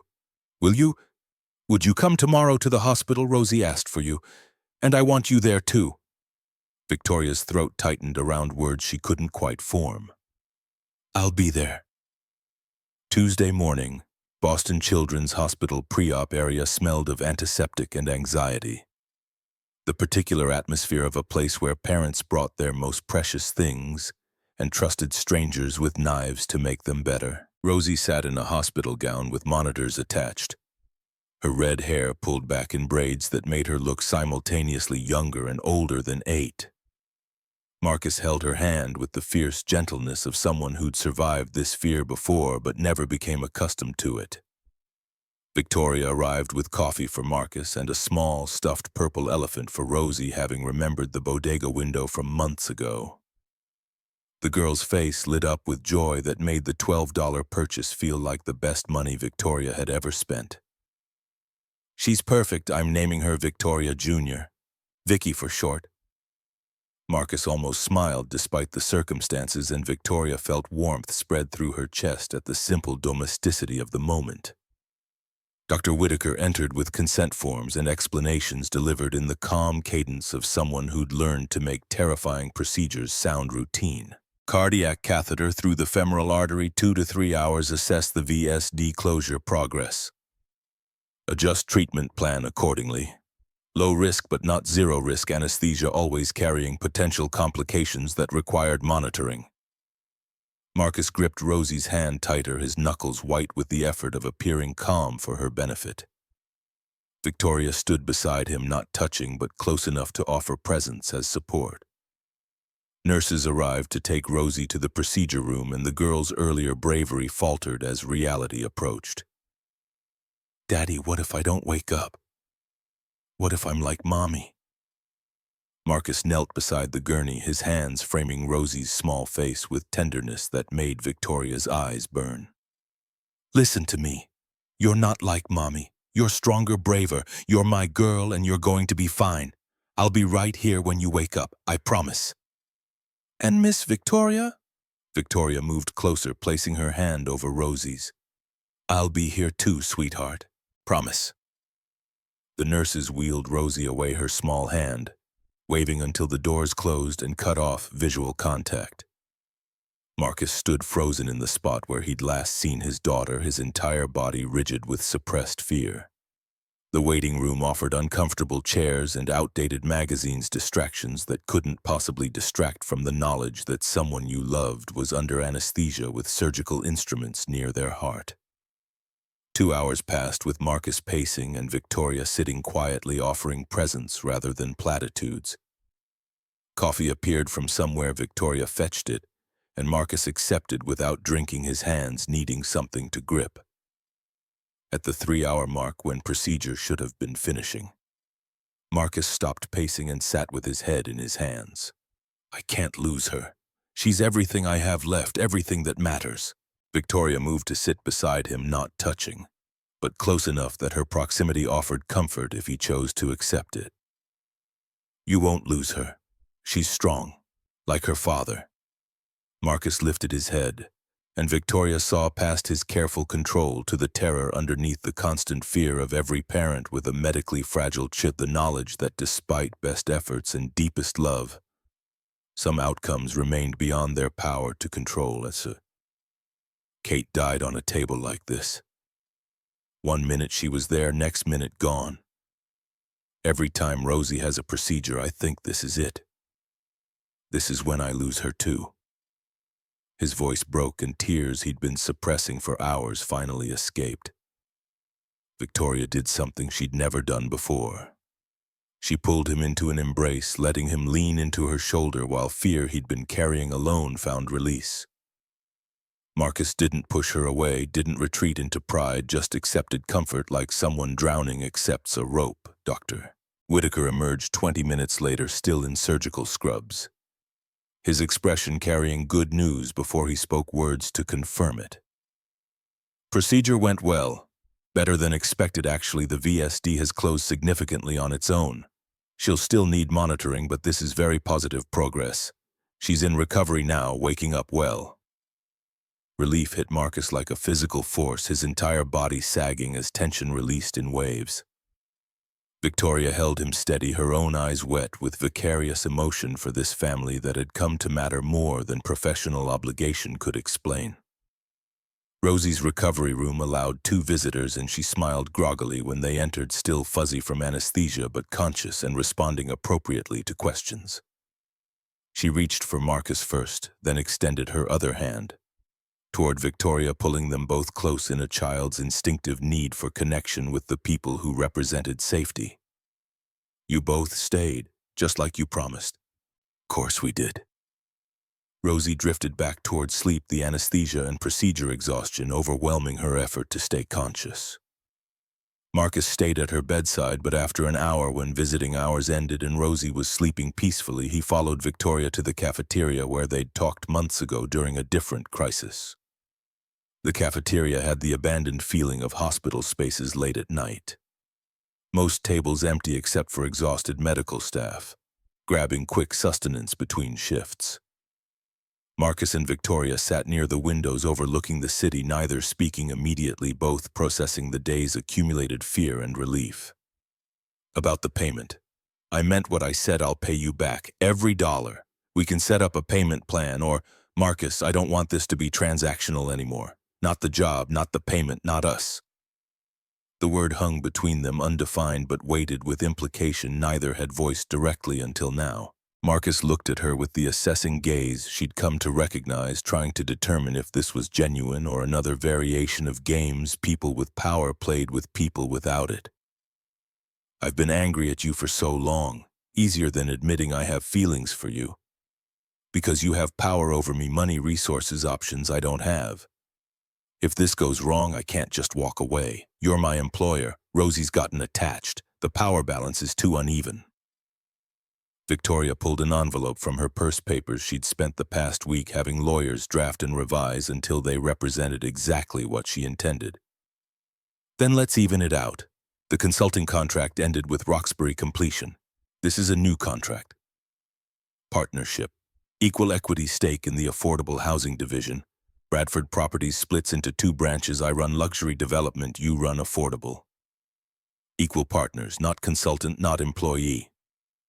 Partners." Marcus took the papers with hands that trembled slightly, reading terms that should have been too good to be true. 50% equity in a new division, equal decision-making authority, salary commensurate with partnership rather than employment benefits.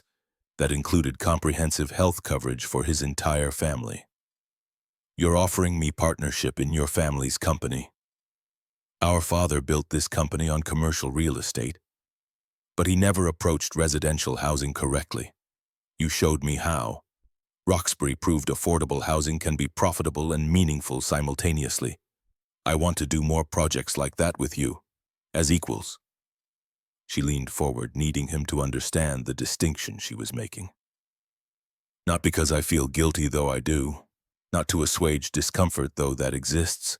Because you're the best person for this work, and because I want you in my life. Professionally and personally, if you want that too." Marcus set down the papers, his expression showing the internal calculation of someone who'd learned caution through repeated betrayal of trust. "If I say yes to partnership, what about us? The personal part. That's separate. Business is business, has to be sustainable regardless of personal relationship. Us, that's something we build alongside business, not dependent on it. If you want to try." "I want to, but I'm scared. I've never felt this way about anyone since Kate and I. Don't know if I can survive losing someone again." Victoria reached across the table and took his hand, the contact deliberate and meaningful in ways their previous touches hadn't been. "I'm going to trust you. against my better judgment and every instinct that says this is too risky. But if you hurt Rosie, I won't. I promise I love her. The admission came without planning words Victoria hadn't consciously decided to say, but recognized as true the moment they emerged. Marcus's eyes widened slightly, processing the declaration and what it meant for the careful boundaries they'd been maintaining. And me. And you. Marcus leaned across the table and kissed her, the contact tentative at first, then deepening as caution gave way to need held in check too long. Victoria kissed him back, tasting coffee and relief and the beginning of something that felt different than anything she'd experienced before. Genuine, earned, built on mutual respect rather than power dynamics or social performance. They broke apart when a nurse passed by with a pointed cough, both of them slightly breathless and significantly less careful about hiding emotion. Marcus kept her hand in his thumb, tracing small circles against her palm. This is complicated and probably a terrible idea given everything that's happened between us. Probably. But I'm willing to try if you are. Take it slow, figure it out as we go. For Rosie's sake as much as ours. For Rosie's sake and ours. They returned to Rosie's room where she slept peacefully, monitors beeping steady reassurance. Marcus settled into the parent chair while Victoria took the visitor seat, both of them keeping vigil through the night hours when children are most vulnerable and parents most helpless. Somewhere around 3 in the morning, with Rosie sleeping soundly and the hospital quiet except for distant machines and occasional overhead pages, Marcus spoke into the darkness. I proved my point better than you proved yours. You said that to me months ago and you were right. But you proved something too eventually. That you could change, that you could learn. That who you were at the gala wasn't who you'd always be. Victoria considered the long path from that October night to this November morning, measuring distance in lessons learned rather than days passed. You taught me what money is actually for. Not accumulation or display, but building things that matter. Taking care of people you love. Creating opportunities for families who need them. I'm still learning, but I'm trying. I know you are. That's why I'm here. Why I'm willing to risk this. 6 months later, spring arrived with Bradford Affordable Housing Division breaking ground on its second project, an 80-unit development that would house twice as many families as Roxbury. Press attended the groundbreaking, photographing Victoria and Marcus as they turned symbolic shovels of earth, alongside local officials who praised their innovative approach to making housing accessible to working families. The partnership was thriving in ways that surprised even Victoria's father, who'd been skeptical initially but now praised Marcus's business acumen as enthusiastically as his construction expertise. 3 more projects were in development stages, each one applying lessons learned from Roxbury to create housing that respected both human dignity and economic reality. Personally, Marcus and Victoria had been dating for 4 months, taking it slowly as promised. Family dinners at Marcus's apartment became weekly ritual, with Victoria learning to cook meals that didn't come from restaurants or delivery services. Marcus occasionally stayed at Victoria's apartment when Rosie was with Mrs. Sullivan, the two of them navigating intimacy with the caution of people who'd learned that trust rebuilt slowly and required constant tending. Rosie had adjusted to Victoria's presence with the adaptability of children who want their parents to be happy. Her initial wariness transforming into genuine affection. She called Victoria by first name now, no longer Miss Bradford, a small shift that somehow felt monumental in its implications. Her heart condition remained stable on adjusted medications, the VSD continuing to close on its own in ways that suggested she might not need additional surgery for years, possibly ever. After the press left the groundbreaking, Victoria and Marcus walked through what would eventually become a community courtyard, imagining playground equipment and garden plots that would transform dirt into gathering space. Rosie appeared with Mrs. Sullivan, who'd brought her to see Daddy's new project, and the girl ran to them with a drawing she'd made, 3 figures holding hands labeled Daddy, Victoria, and Rosie. Above them she'd written in careful printing, "My family." Marcus looked at the drawing, then at Victoria, a question visible in his expression that didn't require words. Victoria knelt to Rosie's level, accepting the drawing with reverence it deserved. "Is that what you want, for us to be family?" Rosie nodded enthusiastically, oblivious to the complexity her simple desire represented. Victoria glanced at Marcus, saw permission and hope and fear all mixed together in his face. "Then that's what we'll work toward, together." "Okay." Marcus pulled both of them into an embrace that felt like promise rather than conclusion, the beginning of something they'd build deliberately rather than stumble into through circumstances. Around them, the construction site hummed with activity workers preparing to transform empty land into homes for families who needed exactly what Marcus and Victoria had learned to create: spaces that recognized human value regardless of economic status, structures that housed dreams rather than just bodies. Victoria thought about the night she'd handed her credit card to a stranger as a cruel joke, measuring the distance between that person and who she'd become.